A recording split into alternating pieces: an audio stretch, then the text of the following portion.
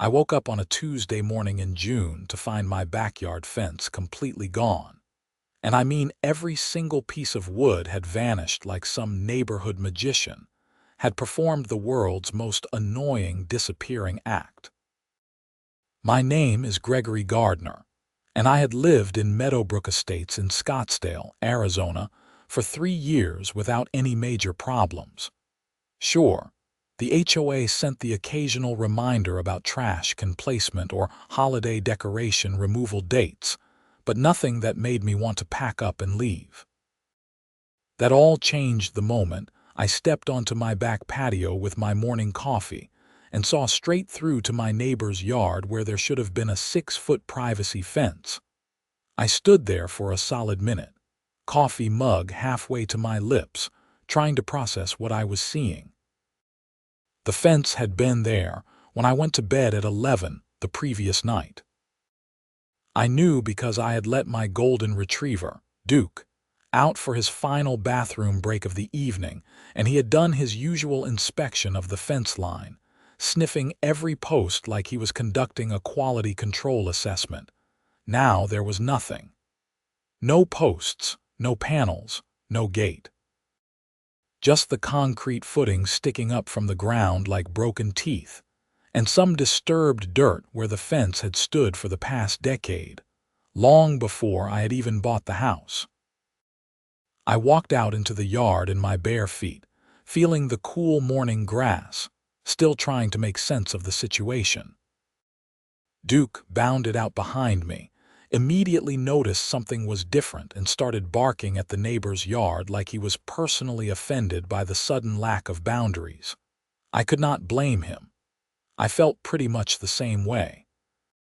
My neighbor, an elderly man named Tom who mostly kept to himself, was already outside watering his plants. He looked up when Duke started barking, equally confused by the missing fence. "Greg, what the hell happened?" Tom called out, now able to speak to me directly across what used to be a property line barrier. "I have no idea," I shouted back. "It was here last night." I pulled out my phone and started taking pictures of everything. The concrete footings, the disturbed ground, the complete absence of any fence materials. Then I noticed something else. There were tire tracks in the grass near where the gate used to be. Deep grooves that suggested a heavy vehicle had driven back here, probably multiple times to haul away all that wood. Someone had not just removed my fence. They had orchestrated a full-scale demolition and removal operation, and they had done it in the middle of the night while I slept 30 feet away inside my house. The audacity of it made my blood pressure spike. I went back inside and immediately started looking through my paperwork. When I had bought the house, the fence was listed as part of the property. The survey clearly showed it within my property boundaries. I had never modified it or changed it in any way. It was just a standard wooden privacy fence, well maintained, painted a neutral tan color that matched most of the other fences in the neighborhood. Then, I remembered receiving a letter from the HOA about 2 weeks prior. I had honestly not paid much attention to it because I got so much junk mail. I dug through my recycling bin and found it, still in its envelope with the Meadowbrook Estates HOA logo printed in the corner. The letter was from Patricia Morrison, the HOA president, informing me that my fence was not in compliance with current community standards and needed to be replaced with approved materials and colors within 30 days. The letter stated that failure to comply would result in remedial action taken by the association at the homeowner's expense. I read the letter 3 times, feeling my anger build with each pass. First of all, the fence had been there for over a decade. Second, I had never received any prior warnings or notices about it being non-compliant. Third, and most importantly, the letter said I had 30 days to fix it. It had only been 2 weeks. I called the HOA office immediately. The phone rang 6 times before someone picked up. Meadowbrook Estates, HOA. This is Deborah speaking. Hi, Deborah. This is Gregory Gardner at 4582 Painted Vista Drive. I need to speak with Patricia Morrison immediately. Mrs. Morrison is not available right now. Can I take a message? My fence was removed overnight without my permission. I need to know if the HOA authorized this. There was a pause on the other end of the line. Let me check our records, Mr. Gardner. I heard keyboard clicking in the background. Yes, I see here that you were notified about fence non-compliance on June 3rd. The fence was scheduled for removal. Scheduled by whom? I demanded. The letter said I had 30 days to address it myself. It has only been 14 days. I'm showing here that you were given adequate notice, Mr. Gardner.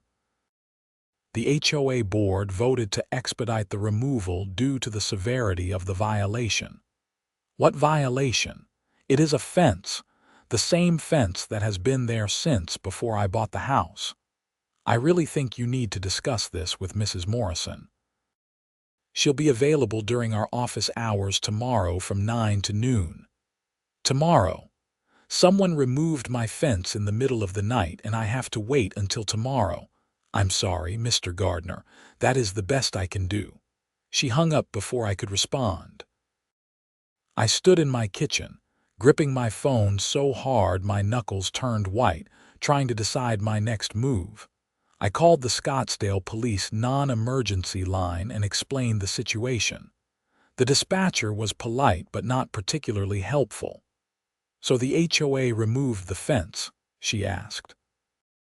I do not know for certain, but they are the only ones who would have motivation to do it. Was the fence on your property? Yes, completely on my property according to the survey. And you have documentation showing ownership? Yes, from when I bought the house. Okay, Mr. Gardner. I can send an officer out to take a report. But if this is a civil dispute with your HOA, you will probably need to handle it through legal channels rather than criminal ones. An officer showed up an hour later, a younger guy named Officer Ramirez, who looked like he would rather be anywhere else. He took photos, wrote down my statement, and gave me a case number, but he basically confirmed what the dispatcher had said. Unless I could prove it was criminal trespassing and destruction of property rather than some kind of HOA enforcement action, this was going to be a civil matter. After Officer Ramirez left, I sat down at my computer and started researching Arizona HOA laws. What I found did not make me feel any better. HOAs in Arizona had broad enforcement powers, but they were still required to follow proper procedures. They could not just remove property without proper notice and due process, and they definitely could not do it in the middle of the night without the homeowner's knowledge. I spent the rest of the day calling attorneys. Most of them specialized in other areas of law and referred me elsewhere. I finally got through to a lawyer named Robert Chen who handled HOA disputes. So they just took the whole fence, he asked, sounding almost amused. Every single piece of it. I woke up and it was gone. And you have the letter stating you had 30 days. Yes, dated June 3rd. Today is June 17th. Okay, here is what you are looking at. You can sue the HOA for the cost of the fence, the cost of replacement, any damages you suffered, and potentially for violating proper procedure. But litigation takes time and money. We would be looking at several months minimum, and my retainer is $5,000. I thanked him and said I would think about it, but $5,000 just to start a lawsuit was not something I could afford to throw around casually. I needed another approach. That evening, I drove to Home Depot and bought 4 outdoor security cameras with night vision, motion detection, and cloud storage. I was not going to be caught off guard again. If the HOA wanted to play games with my property, I was going to document every second of it. I spent the next 3 hours installing cameras at each corner of my house, angled to cover the entire backyard and both side yards. I set them up to record continuously and to send me alerts any time they detected motion. Then I went online and ordered 4 more cameras for the front of the house, just to be thorough. The next morning at 9 sharp, I was standing outside the HOA office in the small commercial building near the neighborhood entrance. Patricia Morrison arrived at 9:15, driving a white Mercedes SUV with a vanity plate that read, HOA. I wish I was making that up. She was exactly what you would expect. Mid-50s, aggressively blonde hair, designer sunglasses that probably cost more than my monthly mortgage payment, and an expression that suggested she smelled something unpleasant at all times. She walked past me without acknowledgement and unlocked the office door. "Mrs. Morrison, I am Gregory Gardner. I need to speak with you about my fence." She turned and looked at me like I was a stray dog that had wandered too close to her precious Mercedes. "Mr. Gardner, yes. Your fence was removed due to non-compliance. You should have received a letter." I did receive a letter. It said I had 30 days to address the issue. It has only been 2 weeks. The board voted to expedite the removal. The fence was an eyesore and a violation of our community standards. An eyesore. It was a standard wooden privacy fence. It was the wrong color, wrong height, and wrong material. Our current standards require vinyl fencing in approved colors only. When did those standards change? That fence was there when I bought the house 3 years ago. The standards were updated last year. All homeowners were notified by mail. I tried to remember if I had received such a notification. With the amount of mail the HOA sent out about landscaping requirements, holiday decoration guidelines, and board meeting minutes, it was entirely possible something had slipped past me. But that still did not excuse removing my fence in the middle of the night. Even if I missed that notification, you did not follow the timeline in your own letter. You said 30 days. You did not give me 30 days.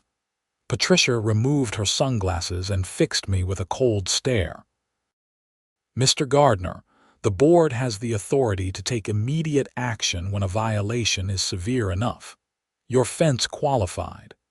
You removed my fence in the middle of the night without my knowledge or permission. That is theft and trespassing. That is enforcement of our covenants, conditions, and restrictions, which you agreed to when you purchased your home. I suggest you review your HOA documents more carefully. Now, if you will excuse me, I have work to do." She walked into the office and closed the door in my face. Through the window, I could see her sit down at her desk and start typing on her computer, completely dismissing my presence. I stood there for a moment, debating whether to knock on the door again, but I knew it would not accomplish anything. Patricia Morrison had made it clear that she did not care about my concerns or the proper procedure. She was drunk on her tiny amount of power and convinced she could do whatever she wanted. I went home and checked my camera footage from the night before. The cameras had recorded perfectly, showing my empty backyard in clear detail. But of course, the fence had already been removed before I installed them. I pulled up the footage from earlier that morning, watching myself walk outside in my pajamas with my coffee, the perfect picture of a man about to have his day ruined. Then I started going through my HOA documents, all the paperwork from when I bought the house. The CCRs were 60 pages of dense legal language covering everything from roof shingle colors to the maximum number of pets allowed per household. I found the section about fences, which stated that all fences must be approved by the Architectural Review Committee before installation and must meet current community standards for material, height, and color. But there was nothing in there about retroactive enforcement. Nothing that said the HOA could change the standards and then force everyone to replace existing structures that had been previously approved or grandfathered in. I made notes of the specific sections, thinking they might be useful if I ended up having to go to court. Over the next week, I got estimates for fence replacement. The cheapest option for vinyl fencing that met the HOA's precious standards was $7,800. My original wooden fence had been worth maybe $4,000. So not only had the HOA destroyed my property, but they were forcing me to spend almost twice as much to replace it with something I did not even want. I submitted a formal complaint to the HOA board, requesting reimbursement for the fence removal and replacement costs.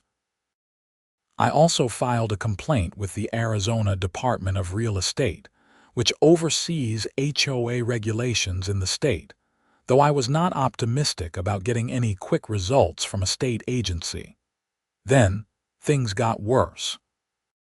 On June 24th, exactly 1 week after the fence disappeared, I woke up to find a bright orange notice stapled to my front door. It was from the HOA, informing me that I was now in violation for having exposed concrete footings in my yard, which constituted a safety hazard and aesthetic violation. I was being fined $50 per day until the issue was resolved. I actually laughed when I read it. The sheer audacity was almost impressive. They removed my fence, leaving the concrete footings behind, and now they were fining me for the mess they created. I took a picture of the notice and added it to my growing file of HOA documentation. Then I checked my camera footage from the previous night to see if anyone had approached my property. Sure enough, at 2:30 in the morning, a figure in dark clothing had walked up to my front door, stapled the notice, and walked away. The night vision was not clear enough to identify the person, but I could see they were driving a white SUV parked at the curb. A white Mercedes SUV with a vanity plate that read HOA. Patricia Morrison herself had come to my house at 2:30 in the morning to put that notice on my door. Not an HOA employee, not a board member, but the president herself, skulking around my property in the middle of the night like some kind of suburban vigilante. I felt a surge of satisfaction. I might not have caught who removed the fence, but I had caught Patricia Morrison trespassing on my property. That was something. I downloaded the footage and saved multiple copies. Then I sent a very formal email to the HOA office, copying all the board members whose emails I could find on the community website. The email laid out my complaint clearly. The fence had been removed without proper notice. The fines were unjust because I was being penalized for a situation the HOA created, and I had video evidence of the HOA president trespassing on my property at 2:30 in the morning. I requested an immediate hearing with the board and a full refund of any fines assessed. The response came 2 hours later from Patricia Morrison. Mr. Gardner, your fence was removed in accordance with HOA policy after proper notification. The fines are valid and will continue to accrue until you remedy the violation. As for your accusation of trespassing, posting violation notices is within the scope of my duties as HOA president. Your request for a hearing has been noted and will be scheduled at the board's earliest convenience. That was it. No acknowledgement of wrongdoing, no explanation for why she was doing this in the middle of the night, just a bland corporate response that admitted nothing and promised nothing. I replied back, keeping my tone professional despite wanting to type in all caps. Mrs. Morrison, posting notices may be within your duties, but doing so at 2:30 in the morning is not reasonable behavior. Additionally, the fines are for a condition that the HOA created by removing my fence. I will not be paying these fines. Please schedule the hearing within the next 2 weeks as required by Arizona HOA statutes. She did not respond. The daily fines continued to add up on paper.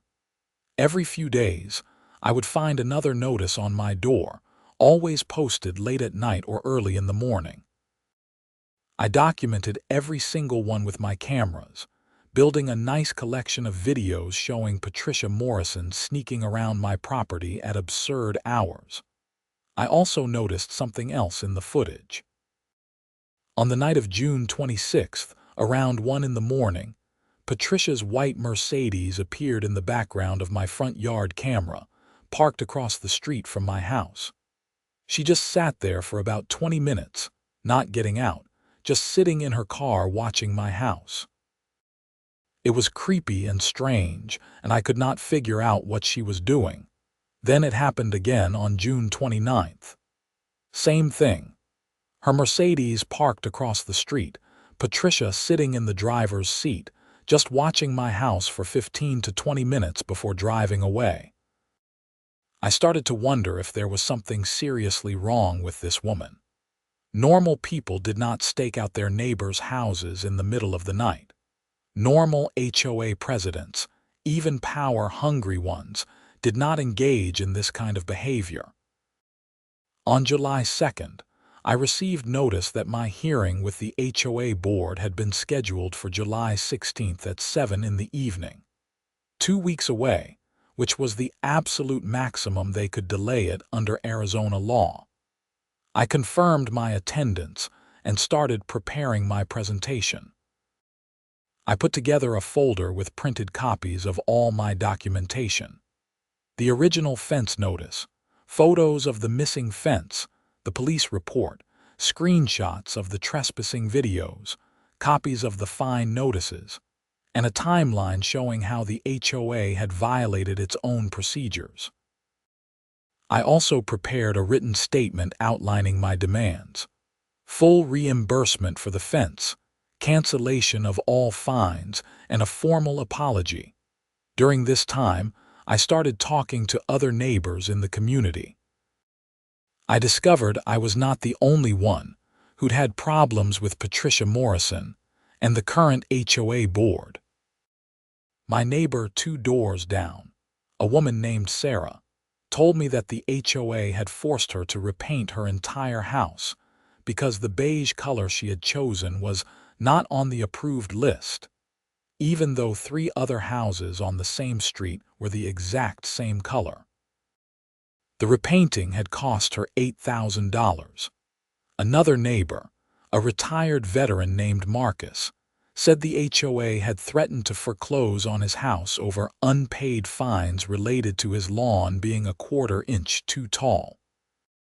He had been deployed overseas for 6 months, and when he came back, he owed over $3,000 in accumulated fines and legal fees.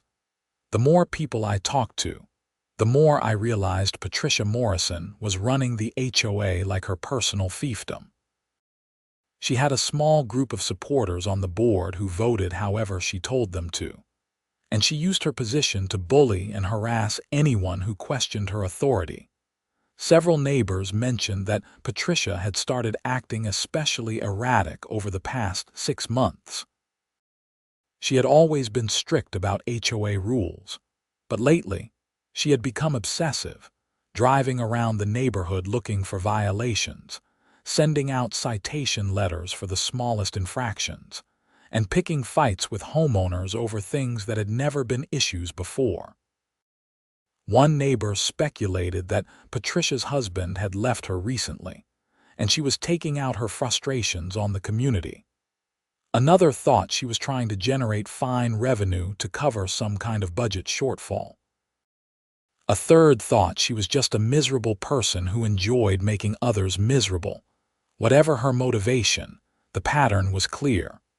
Patricia Morrison was abusing her power, and something needed to be done about it. On July 10th, 6 days before my scheduled hearing, I woke up at 3 in the morning to motion alerts on my phone from all 4 of my backyard cameras. I grabbed my phone and pulled up the live feeds, Someone was in my backyard with a flashlight. I could see a figure moving around near where the fence used to be, bending down to examine the concrete footings. My heart pounded as I watched. Duke was downstairs and started barking, which meant he had heard something too.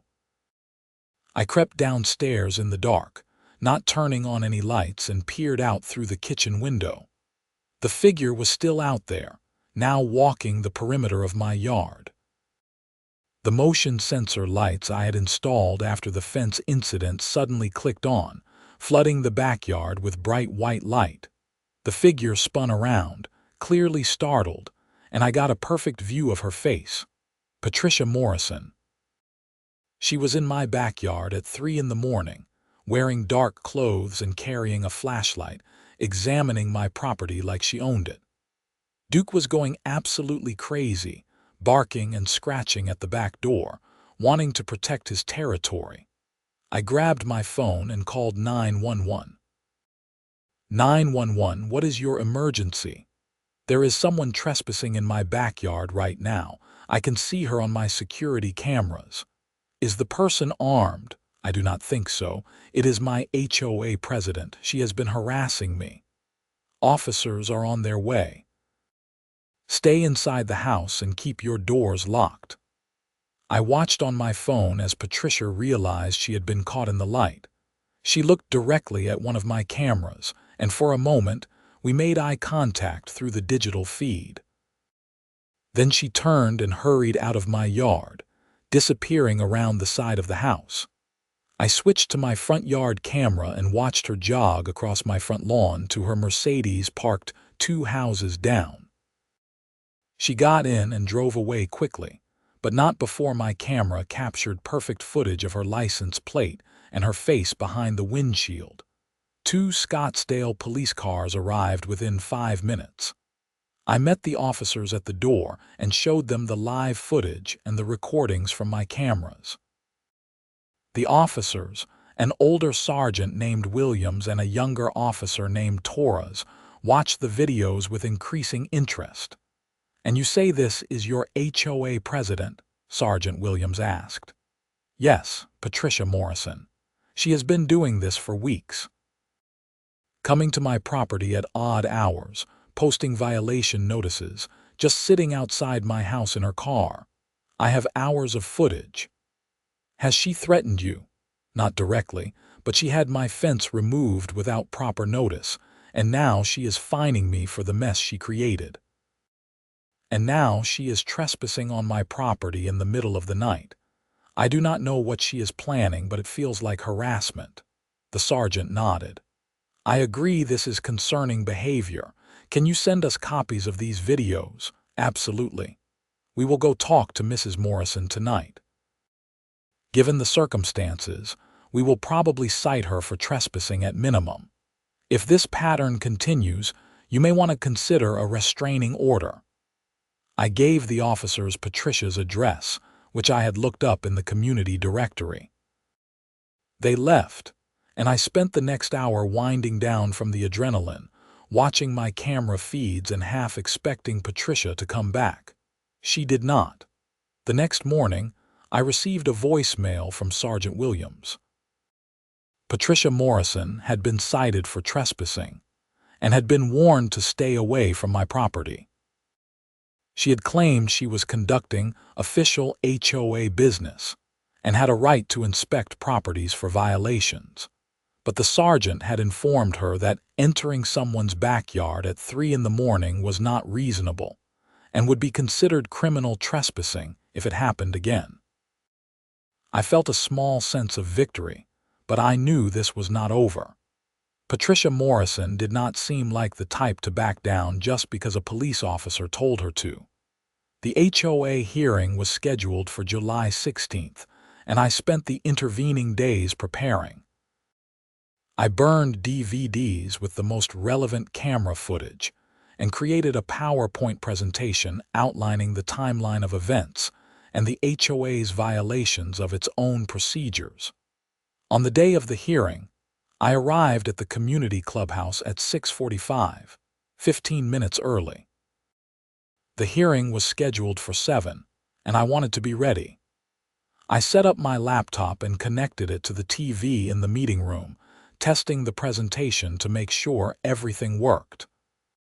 Patricia Morrison arrived at 7 sharp, along with 4 other board members, 2 women and 2 men, all looking like they would rather be anywhere else. Patricia's expression was icy when she saw me, but she did not say anything. She took her seat at the head of the table, and the other board members arranged themselves on either side of her. About a dozen other homeowners trickled in, neighbors who had heard about the hearing and wanted to watch. Sarah was there, and Marcus, and several others I had spoken to over the past few weeks. Their presence gave me confidence. Patricia called the meeting to order at 7:05. This hearing is to address complaints filed by Gregory Gardner regarding fence removal and subsequent fines. Mr. Gardner, you have 15 minutes to present your case. I stood up and advanced my PowerPoint to the first slide. Thank you. On June 17th, I woke up to find my backyard fence had been completely removed overnight without my knowledge or permission. I had received a letter dated June 3rd from the HOA stating I had 30 days to address a fence compliance issue. When the fence was removed, only 14 days had passed. The HOA violated its own stated timeline. I clicked to the next slide, showing the letter with the date clearly visible.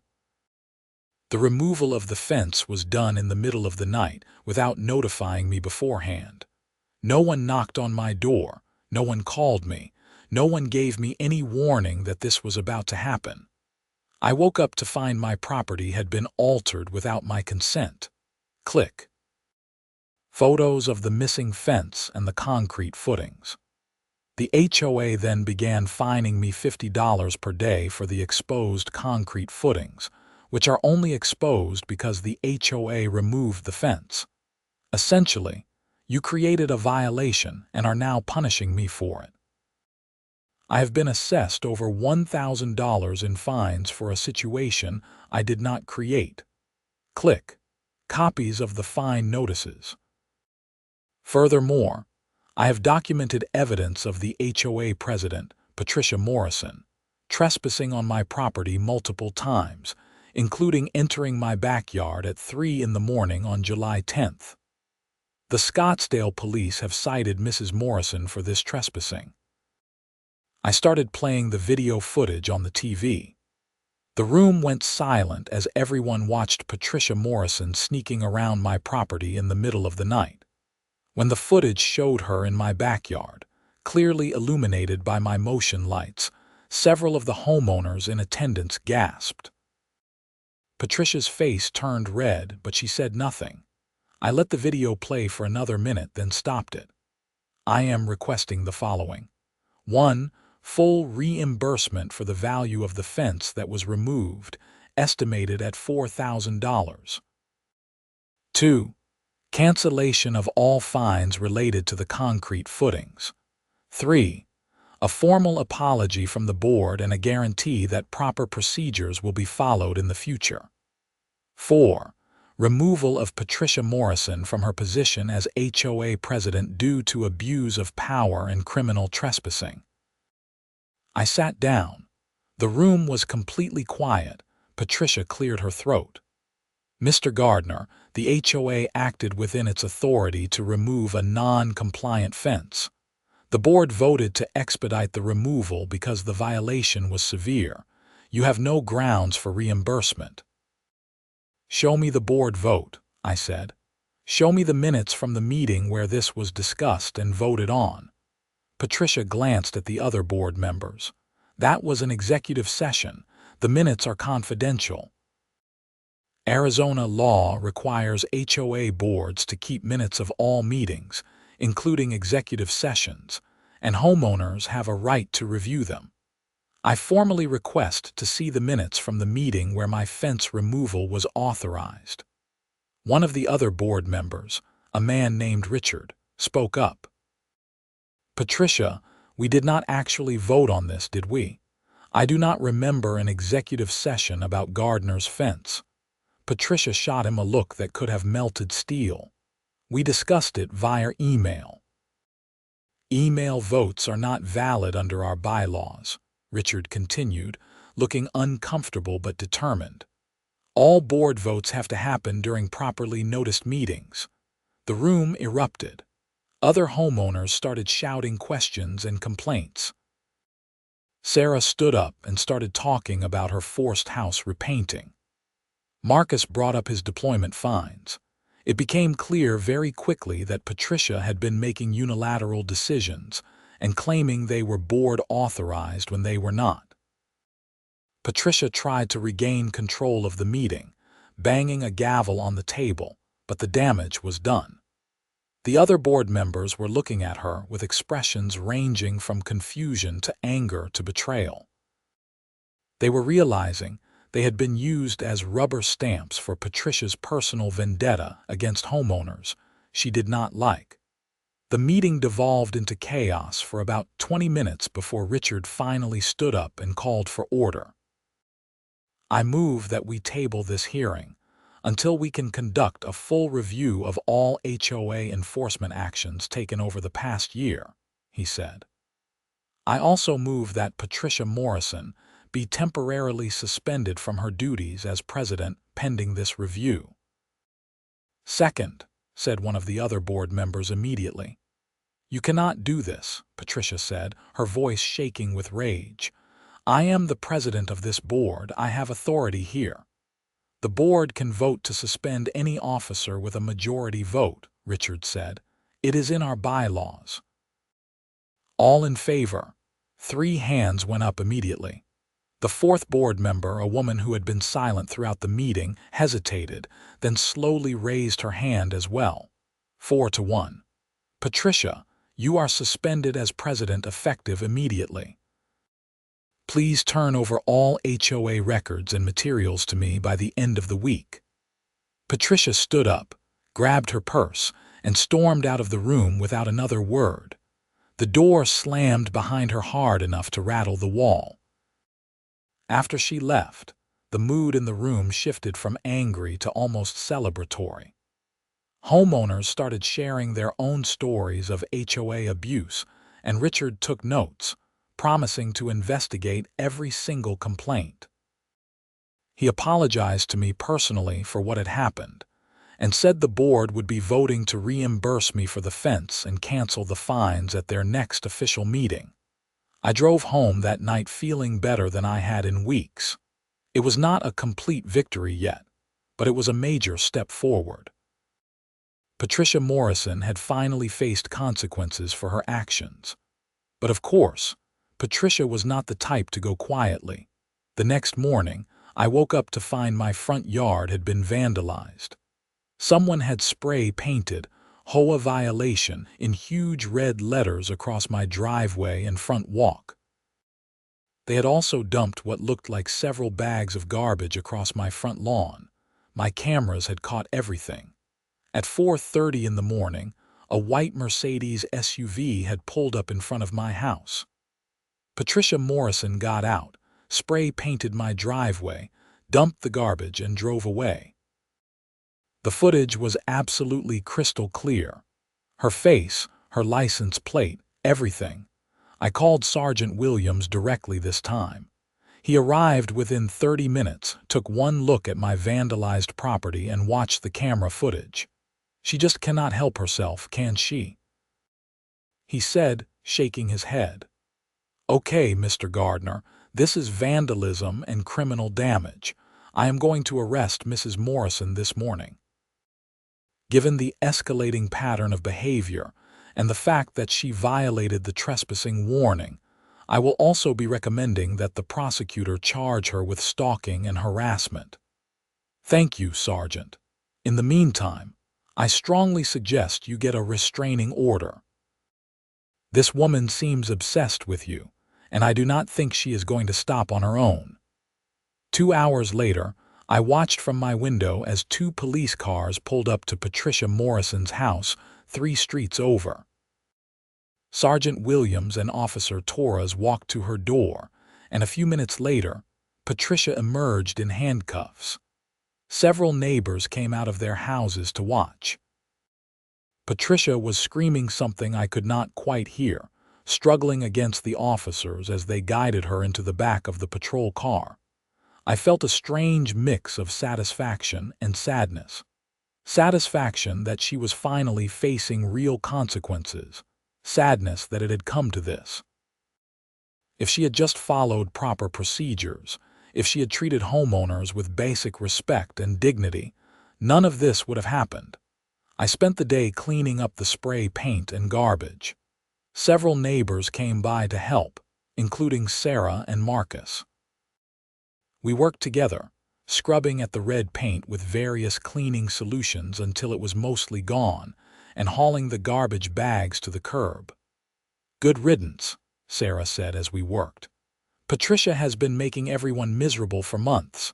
I am glad someone finally stood up to her." "I just wanted my fence back," I said. "I did not plan on this becoming a whole thing. Sometimes you do not plan these things. They just happen because someone needs to draw a line." The following week was a whirlwind of legal activity. I filed for a restraining order against Patricia Morrison, which was granted based on the video evidence of her repeated trespassing and the vandalism. She was ordered to stay at least 100 yards away from me and my property at all times. The HOA board, now led by Richard as the interim president, voted unanimously to reimburse me $4,000 for the fence, cancel all fines, and issue a formal apology. They also voted to put a moratorium on all enforcement actions until they could review and update the HOA's procedures to prevent future abuses. Patricia was charged with criminal trespassing, criminal damage, and harassment. Because of her clean record and the relatively minor nature of the vandalism, the prosecutor offered her a plea deal: probation, restitution for the cleanup costs, anger management classes, and a permanent ban from serving on any HOA board.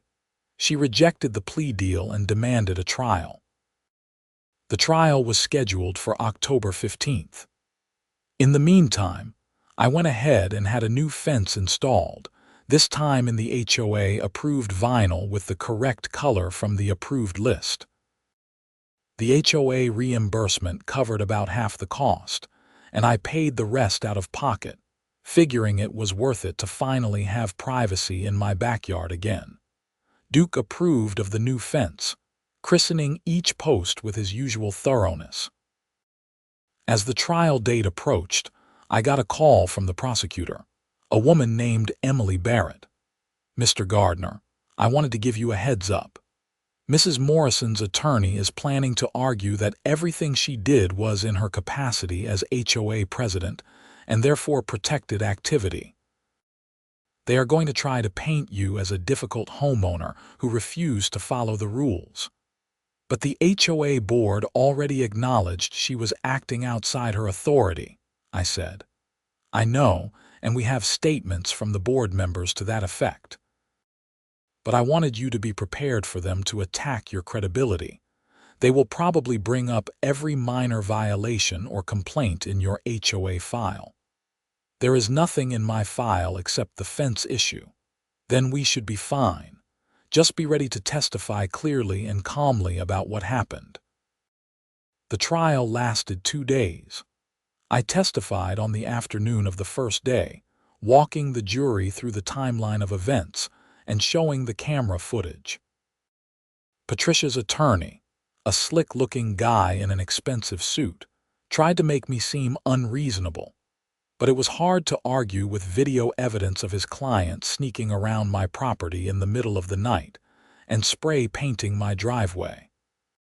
The second day was mostly expert testimony about HOA law and procedures. The prosecutor brought in an HOA management expert who explained in detail how Patricia had violated numerous statutes and best practices. Patricia's attorney tried to argue that she had broad discretion as president, but even he seemed to know it was a losing battle. The jury deliberated for 3 hours before coming back with a verdict: guilty on all counts. The judge sentenced Patricia to 2 years of probation, 200 hours of community service, restitution of $1,200 for the cleanup and damages, and ordered her to complete an anger management program. He also issued a permanent restraining order requiring her to stay away from me. As Patricia was led out of the courtroom, she looked at me with pure hatred in her eyes. I looked back calmly, feeling nothing but relief that this nightmare was finally over. In the weeks after the trial, life in Meadowbrook Estates slowly returned to normal. Richard became the permanent HOA president after a community vote, and he implemented a series of reforms to make the HOA more transparent and accountable. All board meetings were now recorded and posted online. Homeowners were given clear written notice of any violations with reasonable timelines to fix them. And perhaps most importantly, the board created an appeals process so homeowners could challenge fines and enforcement actions without having to go to court. I was asked to join the board, but I politely declined. I had no desire to spend my evenings arguing about lawn heights and fence colors. I just wanted to live peacefully in my house with Duke and my nice new fence. About 6 months after the trial, in early March, I got an email from Richard. "Greg, wanted to let you know that Patricia Morrison has moved out of Meadowbrook Estates. She sold her house and moved to Tucson. Thought you would appreciate the update." I did appreciate it. Knowing that Patricia was gone, that she could not suddenly appear around a corner or drive past my house, gave me a sense of closure I had not realized I needed. I replied, "Thanks for letting me know. Hope things continue to improve for the community." They are. We have had almost no complaints since the new procedures went into effect. Turns out people are happy to follow reasonable rules enforced in a reasonable way. Who knew? I smiled at that. Life moved on. Spring arrived in Arizona with its brief window of perfect weather before the brutal summer heat set in. I planted a garden in my backyard, something I had always wanted to do but never got around to. Duke enjoyed digging up my carefully planted tomatoes, but I could not stay mad at him. The cameras stayed up, still recording faithfully 24 hours a day. I checked them occasionally, but mostly they just captured boring footage of Duke patrolling the yard and the occasional rabbit hopping through.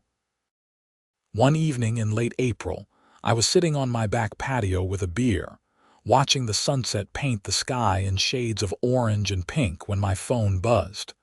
It was Sarah from 2 doors down. "Hey Greg, some of us are having a neighborhood barbecue this Saturday. Want to come? You can bring Duke." "Sure, that sounds great." "Perfect. It is at Marcus's house. 2 o'clock. Bring whatever you want to drink and a side dish if you feel like it." The barbecue was fun, a casual gathering of about 15 neighbors, most of whom I had gotten to know better over the past few months. We grilled burgers and hot dogs. The kids ran around in Marcus's large backyard, and Duke made friends with 2 other dogs and stole a hot dog when no one was looking. At one point, Marcus came over and clinked his beer bottle against mine. "Cheers to you, man. You did what a lot of us wanted to do but were too afraid to try. You stood up to Patricia and her nonsense." "I just wanted my fence back," I said, the same thing I had told Sarah months earlier. "Yeah, but you did not back down. You fought the HOA and won. That is pretty rare." We stood there in comfortable silence for a moment, watching the party unfold around us. "How is the new board working out?" I asked. "So much better. Richard actually listens to people. If there is an issue, he talks to you about it instead of just sending threatening letters. The whole vibe of the neighborhood has changed. People are not constantly stressed about getting fined for stupid stuff." "Good. That is how it should be." As I drove home later that evening, Duke panting happily in the passenger seat, full of stolen hot dog and treats from the kids. I reflected on everything that had happened over the past 10 months. It had been stressful and expensive and time-consuming, but I had learned some important lessons. First, documentation is everything.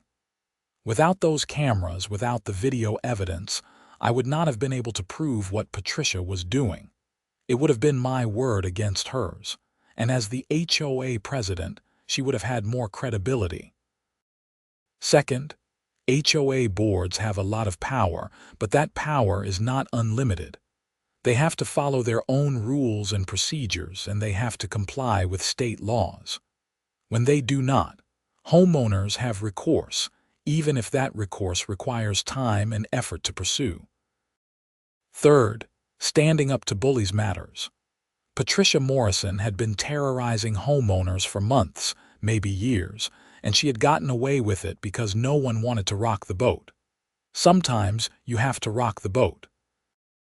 Sometimes you have to be willing to fight back, even when it is uncomfortable or difficult. And finally, community matters.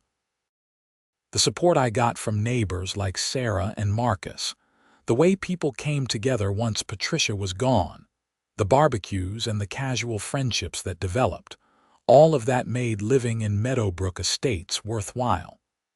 A neighborhood is more than just houses and fences and rules. It is about people treating each other with basic decency and respect. I pulled into my driveway, Duke already heading for the front door before I even turned off the engine. I unlocked the door and let him bound inside, his tail wagging with pure joy at being home. I checked my phone one more time before going to bed. There was an email from the HOA with the subject line, Community Newsletter. I almost deleted it without reading, old habits from the Patricia days, but decided to give it a chance. The newsletter was actually friendly and informative. It highlighted upcoming community events, reminded everyone about the spring landscaping guidelines in a non-threatening way, and featured a profile of one of the longtime residents and their beautiful rose garden. It ended with a note from Richard. Remember, the HOA exists to serve the community, not the other way around. If you have concerns or suggestions, please reach out. We are all in this together. I smiled and closed my email. Duke was already on the couch, sprawled out in the spot he had claimed as his own, snoring softly. I walked through the house, turning off lights, checking that the doors were locked, and finally looking out the back window at my fence. It stood there solid and sturdy, gleaming white in the moonlight, exactly where a fence should be, exactly where it would stay. The cameras recorded silently, their little red lights blinking in the darkness, standing guard against any future midnight fence bandits. But I had a feeling I would not need them for anything dramatic anymore. Patricia Morrison was gone. The HOA had reformed. Life in Meadowbrook Estates had returned to what it should have been all along, peaceful, predictable, and wonderfully boring, and that was exactly how I wanted it. I went to bed that night with Duke at the foot of my bed, the fence standing guard in the backyard, and the cameras watching over everything. Tomorrow I would wake up, have my coffee on the patio, and enjoy my property in peace. Sometimes the best victories are not the dramatic ones. Sometimes the best victories are simply getting back to normal, to the quiet enjoyment of your own home, to not having to fight anymore. I had my fence, I had my peace, and I had my home. That was enough. That was everything.